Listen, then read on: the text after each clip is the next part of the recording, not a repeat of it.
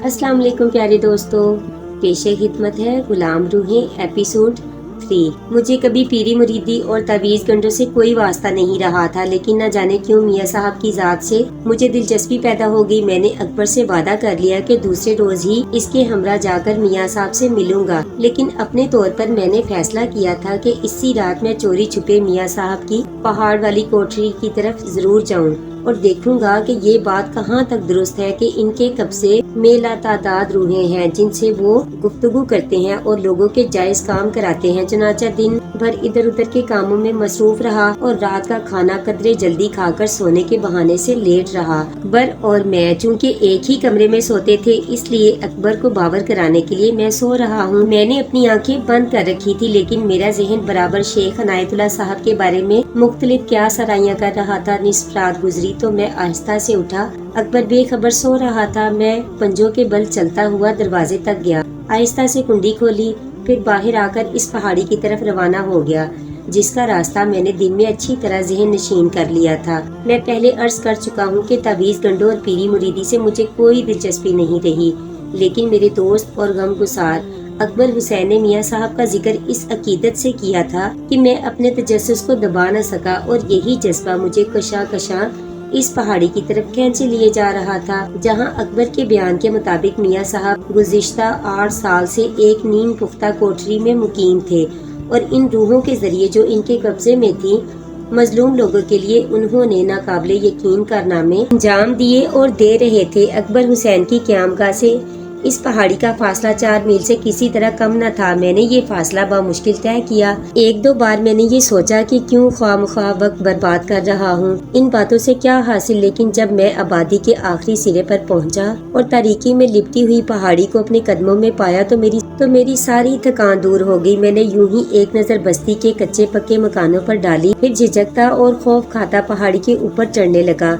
कोई 20 मिनट तक मैं बराबर आगे बढ़ता रहा, फिर दूर रोशनी की किरणों को देखकर मुझ पर खौफ का गलबा होने लगा। वो रोशनी तकरीबन 100 गज दूर नजर आने वाली एक कोठरी से फूट रही थी। इस वीराने में ये कितने बड़ी पुरअसरार लग रही थी। अपनी नजरों के सामने मंजिल को देखकर मुझे न जाने क्यों एक अजीब सी मुसरत का एहसास हुआ।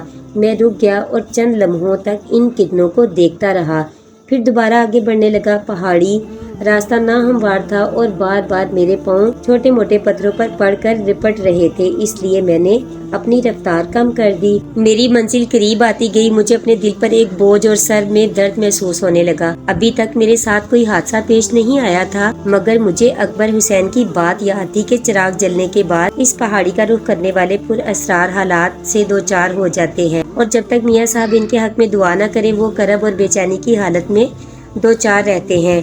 नीम पुख्ता कोठरी का धुंधलापन अब खत्म हो चुका था। मैं इस कोठरी से बामुश्किल 40 गज के फासले पर होऊंगा कि अचानक मुझे ऐसा महसूस हुआ जैसे कोई मेरा तारुफ कर रहा है। मैं ठिठक कर रुक गया और अपने चारों तरफ नजर दौड़ाई तो दूर दूर तक किसी आदमजात का पता नहीं था। मैंने अपने एहसास को अपने असाब की कमजोरी पर महमूल किया, फिर आहिस्ता आहिस्ता कदम उठाने लगा।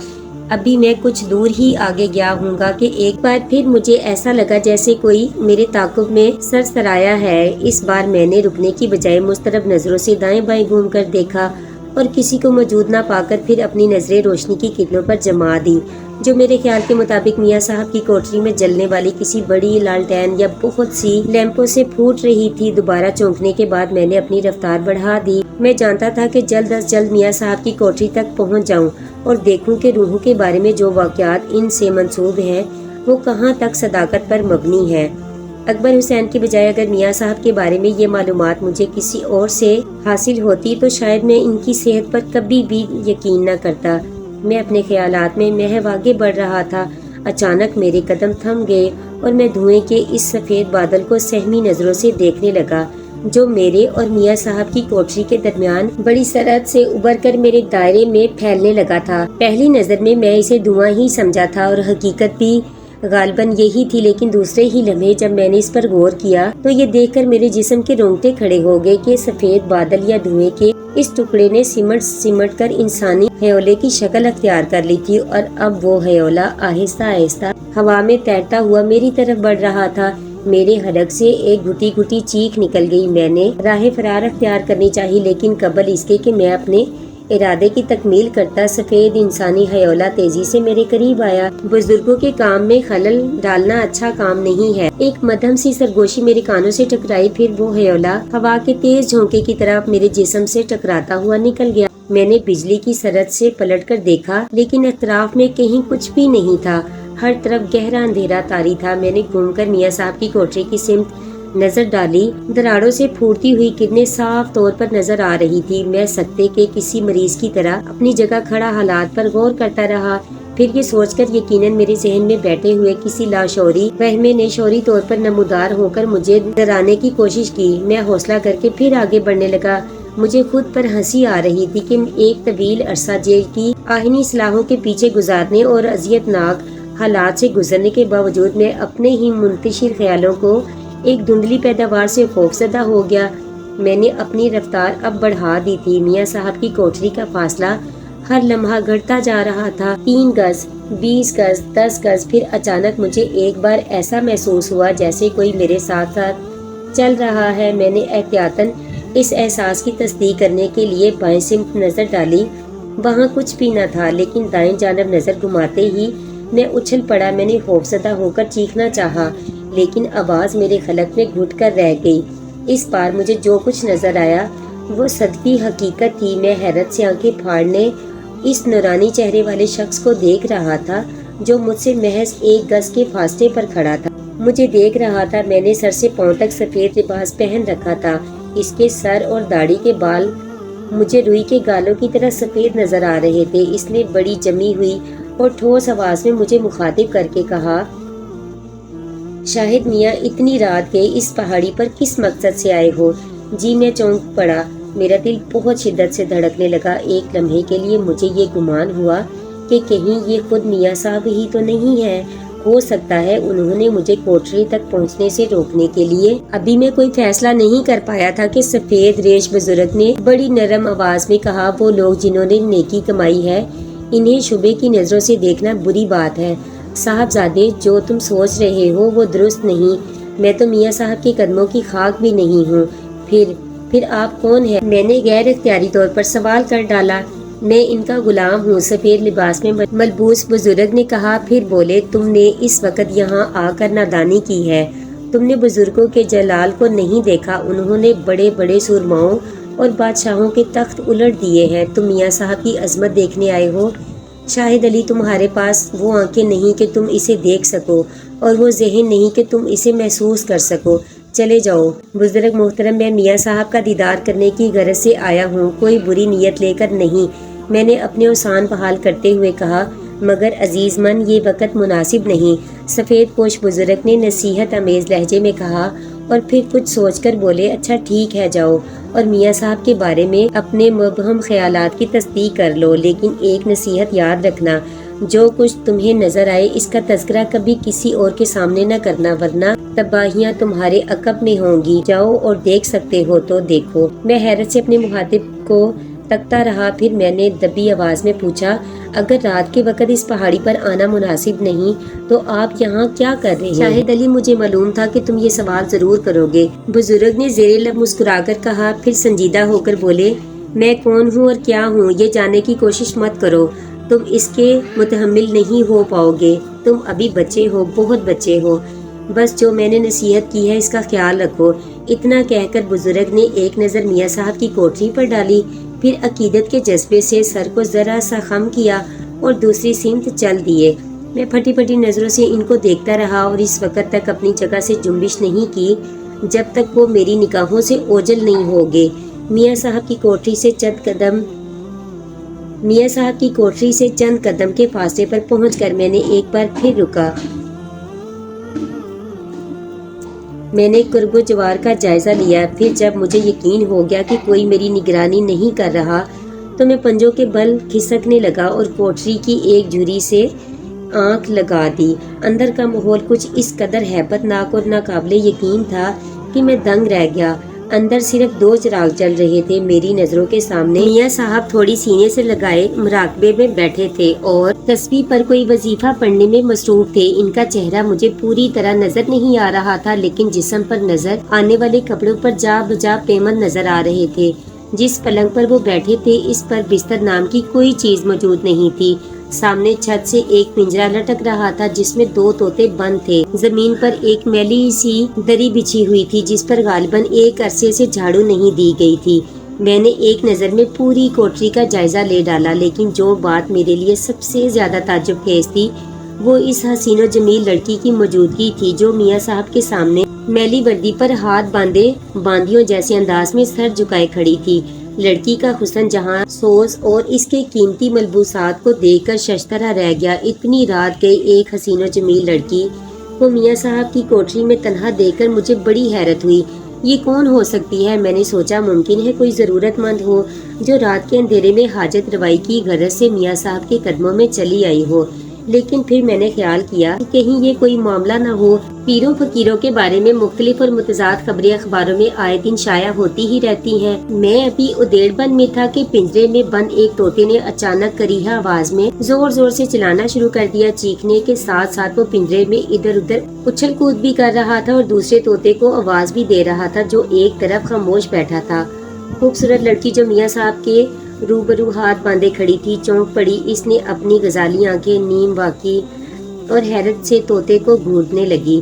پھر اس نے جن نگاہوں سے چاروں طرف دیکھنا شروع کیا اس سے صاف ظاہر تھا کہ وہ وہاں کسی نوآورد کی موجودگی کو محسوس کر رہی ہے۔ اس کی حسین آنکھوں میں پیدا ہونے والی الجھن بے حد معنی خیز تھی، لیکن میاں صاحب کی حالت میں کوئی فرق نہیں آیا۔ وہ بدستور مراقبے میں بیٹھے رہے، لیکن طوطے کی چیخ کم نہ ہوئی تو انہوں نے اپنا ہاتھ فضا میں بلند کر دیا۔ میاں صاحب کا ہاتھ اٹھانا تھا کہ طوطے نے چیخنا بند کر دیا۔ سامنے کھڑی ماں چبین نے بھی جلدی سے دوبارہ ہاتھ باندھ کر سر جھکا لیا۔ یکلخت میرے ذہن میں ایک نیا خیال در آیا، کہیں وہ ماں چبین کوئی روح تو نہیں جو میاں صاحب کے حکم پر حقیقت کے جامے میں اس وقت ان کے سامنے سر جھکائے کھڑی تھی؟ کیا ایسا ممکن ہے؟ مگر سب کچھ ممکن ہے۔ میں سانس روک کے باہر کھڑا اس حسین و جمیل لڑکی کو دیکھتا رہا اور آنے والے لمحوں کا منتظر رہا کہ دیکھیں اب کیا ہوتا ہے۔ کوٹری میں کچھ دیر تک مکمل سکوت طاری رہا، پھر میاں صاحب نے آہستہ آہستہ سر اٹھا کر آنکھیں کھول دیں۔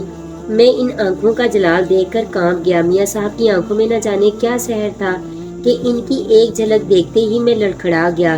میاں صاحب کی توجہ کا مرکز وہی تھا جو ان کے سامنے سر جھکائے کھڑی تھی۔ اچانک میاں صاحب نے بڑے جمے ہوئے لہجے میں اس حسین دوشیزہ کو مخاطب کیا، اے حور صفت اور نیک سیرت دوشیزہ، کیا تجھے علم ہے کہ تجھے یہاں کس لیے طلب کیا گیا ہے؟ جی، مجھے یہاں آنے کا حکم اس لیے دیا گیا ہے کہ میں آپ کو مطلوبہ حقائق سے آگاہ کروں۔ لڑکی کی آواز بے حد سریلی تھی، لیکن ایسا لگ رہا تھا جیسے وہ آواز کہیں بہت دور سے آ رہی ہو۔ میاں صاحب نے بڑے پرجلال لہجے میں کہا، چودھری امام دین کے بارے میں کچھ کہو۔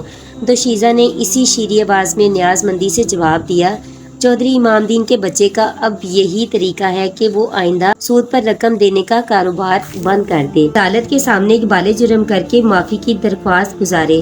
کیا اصل مجرم وہی ہے؟ میاں صاحب کی آواز ابھری، نہیں، اصل مجرم وہ نہیں ہے، اس نے صرف مجرم کو روپوش ہو جانے کا موقع فراہم کر کے خود کو مقدمے میں ملوث کر لیا ہے۔ پولیس کو جب یہ معلوم ہوا تو چودھری امام دین کو بھی اس نے ملزمین میں شمار کر لیا۔ اصل مجرم کون ہے اور کہاں ہے؟ لڑکی نے یہ سوال سن کر ایک جھرجھری لی، پھر آنکھیں بند کر لی۔ چند سیکنڈ تک خاموش رہی، پھر اس نے دوبارہ آنکھیں کھول کر کہا، جس نے گناہ کیا ہے اس کا نام شبیر خان ہے۔ چودھری امام دین نے اسے اپنے گودام میں پناہ دی ہے۔ شبیر خان اس وقت اسی گودام میں موجود ہے۔ میاں صاحب یہ سن کر تھر تھر کانپنے لگے۔ ان کا ہاتھ تسبیح کے دانوں پر پڑی روانی سے چل رہا تھا۔ بار بار وہ اپنے سر کو یوں جھٹک رہے تھے جیسے کسی کو سرزنش کر رہے ہوں۔ ان کی آنکھوں سے جلال ٹپک رہا تھا، چہرہ غصے سے سرخ ہو رہا تھا۔ کافی دیر تک وہ اسی حالت سے دوچار رہے، پھر آہستہ آہستہ سکون ہو گیا۔ میرے لیے اب کیا حکم ہے؟ جا سکتی ہو، میاں صاحب نے بڑبڑاتے ہوئے لہجے میں جواب دیا۔ میں بدستور کوٹری کی جھری سے لگا یہ سب کچھ سن اور دیکھ رہا تھا، لیکن اس وقت میری آنکھیں حیرت سے ابل پڑی جب میں نے اس خوبصورت لڑکی کو اچانک ہوا میں تحلیل ہوتے دیکھا۔ یوں لگا جیسے کوئی بڑی طاقت اسے نکل گئی ہو۔ روح، روح۔ میرے ذہن نے اس ایک لفظ کی تکرار شروع کی تو میں سرتاپا لرزنے لگا۔ مجھے اپنا وجود خطرے میں نظر آ رہا تھا۔ میں نے میاں صاحب کی شخصیت شبہ کر کے یقیناً حماقت کی تھی۔ اکبر حسین نے جو کچھ کہا تھا وہ حرف بہ حرف درست تھا۔ تو کیا چلا رہا تھا؟ کیوں اپنی مکروہ آواز مجھے سنا رہا تھا؟ میاں صاحب کی کرخت آواز میری سماعت سے ٹکرائی تو میں نے دوبارہ کوٹری کی جھری سے آنکھ لگا دی۔ مجھے یہ دیکھ کر سخت تعجب ہوا کہ میاں صاحب نے وہ جملہ پنجرے میں بند طوطے سے مخاطب ہو کر کہا تھا۔ وہ بڑی حقارت اور نفرت بھری نظروں سے طوطے کو گھور رہے تھے۔ میں نے طوطے پر نظر ڈالی جو اپنا سر گردن میں چھپانے کی کوشش کر رہا۔ منہ چھپانے کی کوشش کیوں کر رہا ہے احمد؟ میرے سوال کا جواب دے۔ معاف کر دو میاں صاحب، مجھ سے بھول ہو گئی تھی۔ طوطے کے پنجرے سے کسی اکھڑ قسم کے مرد کی کھردری آواز نکلی تو مجھے اپنے پیروں پر کھڑا ہونا مشکل ہو گیا تھا۔ مجھے اس کا شبہ ہونے لگا کہ کہیں میں خواب تو نہیں دیکھ رہا ہوں۔ میری بات کا جواب دے گناہگار، تو میرے وظیفے میں مخل کیوں ہوا تھا؟ میاں صاحب گرجے تو طوطے کے پنجرے سے پھر وہی بے ہنگم قسم کی مردانہ آواز آنے لگی۔ میاں صاحب نے آپ کو یہ بتانا چاہتا تھا کہ کوئی اور بھی آپ کے سکون میں مخل ہو رہا ہے۔ یہ اشارہ غالباً میری طرف تھا۔ میں نے جس وقت اندر جھانکنا شروع کیا تھا اسی وقت طوطے نے شور و غل مچایا تھا۔ میرے خدایا، یہ سب کیا اسرار ہے؟ میں نے دل ہی دل میں سوچا، پھر اچانک خوفزدہ ہو کر پلٹا اور بے تحاشا واپسی کے راستے پر دوڑنے لگا۔ نہ جانے کیوں مجھے ایسا محسوس ہو رہا تھا جیسے میاں صاحب کی بڑی بڑی جلالی آنکھیں برابر میرا تعاقب کر رہی ہیں۔ میں نے ڈر کر رفتار تیز کر دی۔ میں جلد از جلد اس پر اسرار ماحول سے بہت دور نکل جانا چاہتا تھا، لیکن شاید قدرت کو کچھ اور ہی منظور تھا جس کا تذکرہ میں آگے چل کر کروں گا۔ فی الحال میں واقعات کے تسلسل کو برقرار رکھنے کے لیے اتنا بتا دینا کافی سمجھتا ہوں کہ میں نے اندھیرے میں بھاگتے بھاگتے کسی پتھر سے ٹھوکر کھائی اور منہ کے بل زمین پر گر کر نیچے کی جانب لڑکنے لگا۔ میرے احساسات نے میرا ساتھ چھوڑ کر میری نظروں کے سامنے سیاہی بکھیر دی جو گہری ہوتی چلی گئی اور میں اس میں گم ہو گیا۔ میں کس طرح اکبر حسین کے گھر واپس آیا، یہ بات مجھے بری طرح پریشان کیے ہوئے تھی۔ آنکھ کھلنے پر میں نے خود کو اکبر حسین کی خوابگاہ میں اپنے بستر پر پڑا پایا۔ رات کے واقعات ابھی تک میرے ذہن میں تازہ تھے۔ میں نے ان خوفزدہ مناظر کو بھول جانے کے لیے خود کو فریب دینا چاہا، یہ سوچ کر اپنے الجھے خیالات کو بہلانے کی کوشش کی۔ جو کچھ میں نے دیکھا وہ محض خواب تھا، لیکن جب میرا ہاتھ اپنی پیشانی پر پڑا تو ایک بار پھر سرتاپا لرز گیا۔ میری پیشانی کا زخم ہاتھ لگتے ہی دکھنے لگا تھا۔ مجھے اچھی طرح یاد تھا کہ جب رات میں گرا تھا تو میری پیشانی کسی پتھر سے ٹکرائی تھی۔ میں نے اپنے کپڑوں پر نظر ڈالی جو جگہ جگہ سے پھٹ گئے تھے۔ اکبر حسین نے غالباً میرے لباس اور میری پیشانی کو نہیں دیکھا تھا، ورنہ وہ یقیناً مجھ سے اس کی وجہ دریافت کرتا۔ دراصل وہ منہ اندھیرے اٹھنے کا عادی تھا، اس لیے یہ ابھی ممکن تھا کہ اس نے سرے سے مجھ پر توجہ ہی نہ دی ہو۔ میں رات کے انوکھے اور حیرت انگیز واقعات میں بری طرح الجھا ہوا تھا۔ مجھے اچھی طرح یاد تھا کہ گرنے کے بعد میں بے ہوش ہو گیا تھا، تو پھر مجھے میرے بستر تک کون لایا؟ بے ہوشی کی حالت میں اٹھ کر یہاں تک آیا تھا یا پھر مجھے بستر تک پہنچانے میں میاں صاحب کی پر اسرار قوت کا ہاتھ تھا؟ میں ابھی اسی گتھی کو سلجھانے میں بیزی تھا کہ اکبر حسین ناشتہ لیے ہوئے کمرے میں داخل ہوا۔ حسب معمول وہ آج بھی بڑے اچھے موڈ میں تھا، لیکن پھر جیسے ہی اس کی نظر میری پیشانی اور میرے لباس پر پڑی، اس کا منہ حیرت سے کھلے کا کھلا رہ گیا۔ چائے کی ٹرے میز پر رکھ کر وہ قریب آتا ہوا بولا، یہ کیا ہو گیا تمہیں؟ یہ پیشانی پر زخم اور پھٹے ہوئے کپڑے، یہ سب کیا ہے میاں؟ اکبر رات میں نے اکبر کو اصل حالات سے باخبر کرنا چاہا، لیکن میری نظروں کے سامنے ان سفید ریش بزرگ کا چہرہ ابھر آیا جنہوں نے رات مجھے اس بات کی سختی سے تاکید کی تھی جو کچھ میں میاں صاحب کی کوٹری میں دیکھوں اس کا تذکرہ کسی اور سے نہ کروں۔ یہ نصیحت یاد آتے ہی میں نے جلدی سے اپنی زبان بند کر لی۔ اکبر نے میرے چہرے کے تاثرات بدلتے دیکھے تو گھبرائے ہوئے لہجے میں پوچھا، آخر معاملہ کیا ہے؟ تم کچھ کہتے کہتے خاموش کیوں ہو گئے؟ رات کو کیا ہوا تھا؟ مجھے کچھ یاد نہیں کہ کیا ہوا اور کیسے ہوا، اور صبح اپنی یہ حالت دیکھ کر خود مجھے بھی حیرت ہوئی تھی۔ میں نہیں مان سکتا، اکبر نے تیزی سے کہا، تم ضرور مجھ سے کچھ چھپا رہے ہو۔ نہیں میرے دوست، جو کچھ میں کہہ رہا ہوں بالکل ٹھیک کہہ رہا ہوں۔ مجھے نہیں معلوم میں اس حالت کو کس طرح پہنچ گیا۔ اکبر کو میری بات پر یقین نہیں آیا۔ میں اس کی آنکھوں کی بدلتی رنگت کو دیکھ کر سمجھ گیا تھا کہ وہ میرے اس سفید جھول پر خوش نہیں ہے۔ کچھ دیر تک وہ یوں ہی مجھے شکایت بھری نظروں سے دیکھتا رہا، پھر کوئی بات سوچ کر ناراضگی کے لہجے میں بولا، کیوں اپنی جان کے پیچھے پڑے ہوئے ہو؟ زندگی اتنی بیزاری کیوں؟ میں بھی تو موجود ہوں۔ شاہد میں نے تم سے کہا تھا کہ ایک بار میاں صاحب سے مل لو، اس کے بعد جو تمہارے دل میں آئے کر لینا۔ مجھے افسوس ہے کہ تم نے میری بات نہ مانی۔ میں نے اس کی بات کا کوئی جواب نہیں دیا۔ وہ جس طرح سوچ رہا تھا ٹھیک تھا۔ میاں صاحب کے ذکر پر میں نے اکبر سے کوئی تردید نہیں کی، چپ چاپ لیٹا اکبر کو دیکھتا رہا۔ اکبر خاموشی سے اکتا کر بولا، میں جانتا ہوں شاید زندگی تمہارے لیے عذاب ہو گئی ہے، لیکن اس کا مطلب یہ نہیں کہ تم اتنی جلدی ہمت ہار دو اور غلط راہ اختیار کر لو۔ ابھی تمہارے سامنے عمر پڑی ہے، مجھے یقین ہے تم بہک گئے تھے میرے دوست۔ کوئی گندا اور غیر شریفانہ پیشہ یا مشغلہ اختیار کرنے سے پہلے تمہیں اتنا سوچ لینا چاہیے تھا کہ تمہارا تعلق کس خاندان سے ہے اور تمہاری اس حرکت سے تمہارے والدین کی روح کو کس قدر صدمہ پہنچا ہوگا۔ مجھے میرے حال پر چھوڑ دو اکبر، میں نے کہا، حالات انسان کو بے بس بنا دیتے ہیں۔ کیا تم میرے کہنے سے میاں صاحب سے ملاقات کرنا پسند نہیں کرو گے؟ یہ تم نے کیسے سوچ لیا؟ میں نے جلدی سے کہا، میں میاں صاحب سے ضرور ملوں گا۔ اچھا اٹھو، کپڑے تبدیل کرو اور منہ ہاتھ دھو کر ناشتہ کر لو، اکبر مایوس لہجے میں بولا۔ میں اکبر کے دل کی حالت کا بخوبی اندازہ لگا رہا تھا، لیکن اپنی صفائی میں کچھ کہنے سے مجبور تھا۔ اکبر کے مشورے پر میں نے اٹھنے کی کوشش کی تو میرے جسم کی ایک ایک ہڈی چیخ اٹھی۔ درد کی اتنی شدید لہریں تھی کہ میں کراہ کر رہ گیا، سارا جسم پھوڑے کی مانند دکھ رہا تھا۔ میں نے نکاہت سے دوبارہ اپنا سر تکیے پر رکھ دیا۔ اکبر نے میرے چہرے سے میری حالت کا اندازہ لگایا تو آگے بڑھ کر مجھے اٹھانے میں مدد کرنی چاہیے، مگر اچانک وہ گھبرا کر پریشان لہجے میں بولا، ارے تمہیں تو بہت شدید بخار ہے شاید، فکر مت کرو، جاتا رہے گا۔ میں نے ہمت کر کے دوبارہ اٹھنے کی کوشش کی تو میری آنکھوں کے نیچے اندھیرے لپکنے لگے۔ مجھے اکبر کے کہنے پر پہلی بار احساس ہوا تھا کہ میرا جسم اس وقت تندور کی مانند دہک رہا تھا۔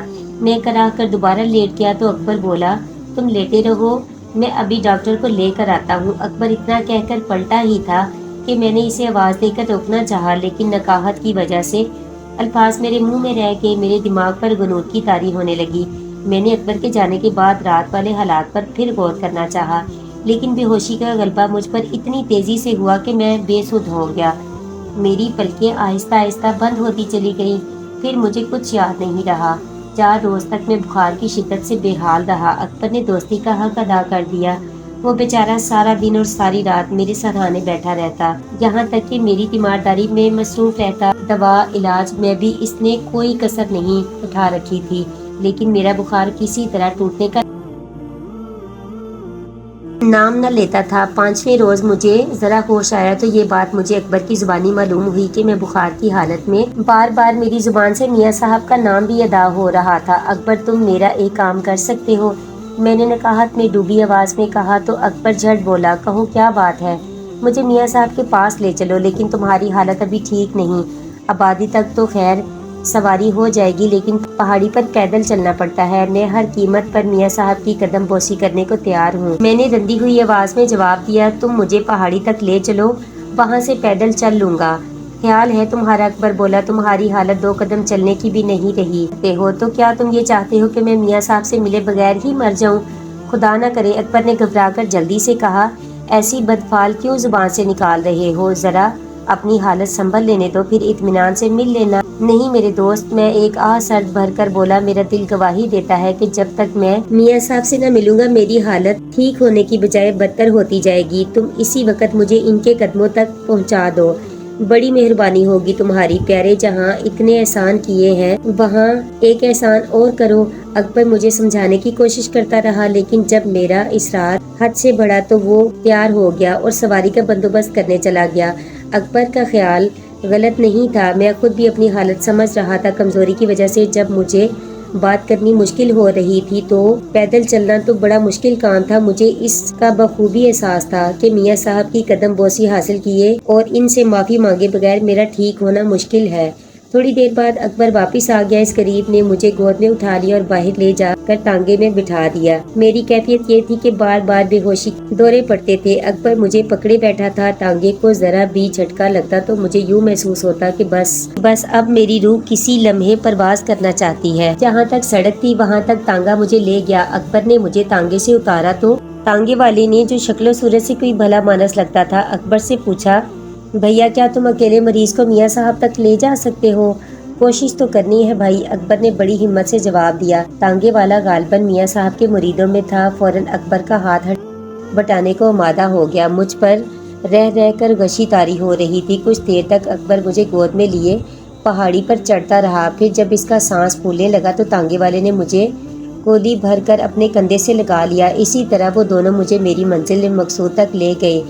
یہی کوئی عصر کا وقت رہا ہوگا جب میں میاں صاحب کی کوٹری پر پہنچا۔ عقیدت مندوں کی اچھی خاصی بھیڑ لگی ہوئی تھی۔ ایک وقت میں صرف ایک آدمی اندر جاتا تھا، پھر دوسرے کی باری آتی تھی اچھے کھاتے پیتے گھرانے کے افراد بھی اپنی باری کے انتظار میں پہاڑی پر ادھر ادھر بیٹھے تھے۔ اکبر نے مجھے صاف سی جگہ پر بٹھا دیا۔ تانگے والا ضرورت سے زیادہ شریف انسان ثابت ہوا۔ اکبر نے اس کا شکریہ ادا کر کے زیادہ دام دینے چاہے تو اس نے نہ صرف انکار کر دیا بلکہ اس بات پر بھی از خود آمادہ ہو گیا کہ وہ واپسی پر بھی اکبر کا ہاتھ بٹائے گا اور مجھے گھر تک چھوڑ کر جائے گا۔ میں اکبر کے سہارے بیٹھا اپنی باری کا انتظار کر رہا تھا۔ ایک شخص اکبر کے قریب آ کر بولا، کیا آپ کے مریض کا نام شاہد علی درانی ہے؟ جی ہاں، کیوں؟ اکبر نے تعجب سے پوچھا۔ میاں صاحب آپ دونوں کو یاد فرماتے ہیں۔ مجھے ایک لمحے کے لیے اس بات پر حیرت ہوئی کہ آخر میاں صاحب کو میری آمد کا علم کس طرح ہو گیا، لیکن دوسرے ہی لمحے میرا سر عقیدت سے جھک گیا۔ اکبر نے مجھے جھک کر گود میں اٹھایا اور میاں صاحب کی کوٹری میں لے گیا۔ میاں صاحب اس وقت اپنے پلنگ پر پیمر لگا لباس پہنے بیٹھے تسبیح پر کسی وظیفے کا ورد کر رہے تھے۔ ان کے چہرے پر نور ہی نور بکھرا ہوا تھا، آنکھوں سے محبت اور اپنائیت کے جذبے کا اظہار ہو رہا تھا۔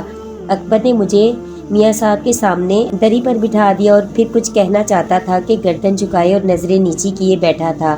اس خیال سے میرا دل دھڑک رہا تھا کہ دیکھیں میاں صاحب اب مجھے کس انداز میں سرنوشت کرتے ہیں۔ کوٹری میں کچھ دیر خاموشی رہی، پھر میاں صاحب بڑے نرم لہجے میں بولے، تمہیں کب سے بخار ہے شاہد میاں؟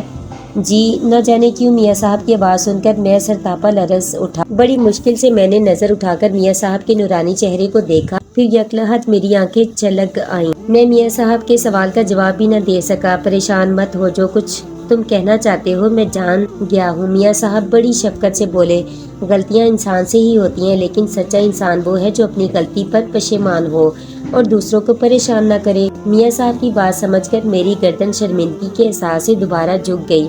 میں اپنے کیے پر نادم تھا۔ دل ہی دل میں میں نے عہد کر لیا تھا کہ اب چراغ جلے بعد پہاڑی کا رخ کبھی نہ کروں گا۔ اکبر بددستور مجھے سہارا دیے بیٹھا تھا۔ خدا کی مشیت میں کس کا دخل ہے؟ میاں صاحب نے کہنا شروع کیا، اس کا کوئی اشارہ مصلحتاً سے خالی نہیں ہوتا۔ اگر پریشانیاں آتی ہیں تو آرام و سکون بھی وہی دینے والا ہے۔ ہمیں ہر حال میں اس کا شکریہ ادا کرنا چاہیے۔ اس زندگی میں سخت امتحان آتے ہیں، مایوسی کفر ہے۔ میں سر جھکائے بیٹھا رہا۔ میاں صاحب کچھ توقف کے بعد بولے، مجھے علم ہے میرے بچے کہ زمانے نے تمہارے ساتھ کیا سلوک کیا ہے، لیکن تمہارے اس حال پر بھی خدا کا شکر گزار ہونا چاہیے کہ اس نے تمہیں امتحان کے قابل سمجھا۔ کیا عجب ہے کہ اس میں بھی اللہ کی کوئی مصلحت ہو اور تمہاری بھلائی کا کوئی پہلو منظور ہو۔ میاں صاحب بڑی محبت اور شفقت کے ساتھ مجھے نصیحتیں کرتے رہے۔ میرے دل پر ان کی باتوں کا کچھ گہرا اثر ہوا کہ میری آنکھوں سے ساون بھادو کی جڑی لگ گئی۔ میں ہچکیوں سے رو پڑا۔ میاں صاحب کی ایک ایک بات میرے ذہن پر اثر چھوڑ رہی تھی۔ میں اپنی کمزوری اور بخار کی شدت کو بھول کر میاں صاحب کی باتوں کے سحر میں کھو گیا۔ مجھ پر گریے کا عالم تھا۔ اکبر خاموشی سے مجھے پکڑے بیٹھا رہا۔ اس نے بھی بڑی عقیدت سے اپنا سر خم کر رکھا تھا۔ تم نے اچھا کیا جو میرے پاس چلے آئے۔ میں خدا سے تمہارے حق میں دعا کروں گا، وہ تمہیں صبر و شکر کی توفیق عطا فرمائے اور تمہاری پریشانیاں دور کرے۔ میاں صاحب نے مجھے مخاطب کرتے ہوئے کہا، اب تم گھر جاؤ اور آرام کرو، میری دعائیں تمہارے ساتھ ہیں، خدا نے چاہا تو تمہاری طبیعت بھی جلد ہی سنبھل جائے گی۔ اکبر نے جھک کر میاں صاحب کو سلام کیا، پھر مجھے گود میں اٹھا لیا۔ میں نے رخصت ہوتے وقت میاں صاحب کے نورانی چہرے پر نظر ڈالی تو وہ آنکھیں بند کیے ہوئے تھے اور منہ اوپر اٹھائے غالباً میرے حق میں دعا فرما رہے تھے۔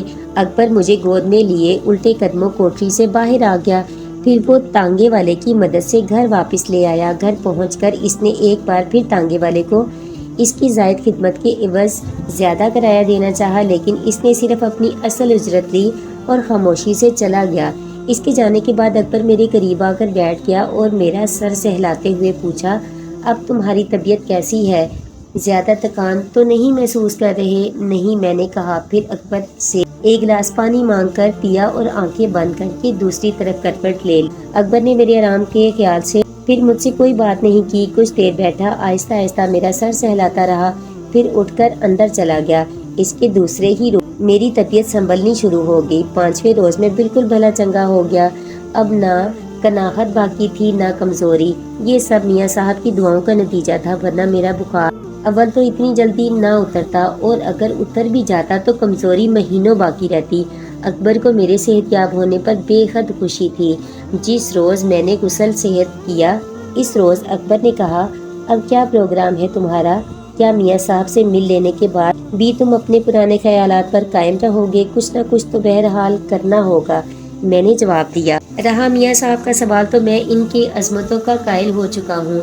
اگر وہ مجھے قدم بوسی کی اجازت نہ دیتے تو شاید میرا بچنا بھی مشکل ہو جاتا، گویا اب تم راہ راست پر آ گئے ہو۔ یہ سب میاں صاحب کی دعاؤں کا نتیجہ ہے۔ اکبر اور میں بہت دیر تک میاں صاحب کی باتیں کرتے رہے، پھر اکبر نے مجھے کریدتے ہوئے پوچھا، شاہد کیا تم اب بھی مجھے یہ بتاؤ گے کہ اس رات تمہیں کیا حادثہ پیش آیا تھا؟ مجھے افسوس ہے کہ اس سلسلے میں اپنی زبان کھولنے سے قاصر ہوں، لیکن تمہیں اتنا ضرور یقین دلا سکتا ہوں کہ اس حادثے کے بارے میں جو قیاس آرائی تم نے کی تھی وہ غلط ہے۔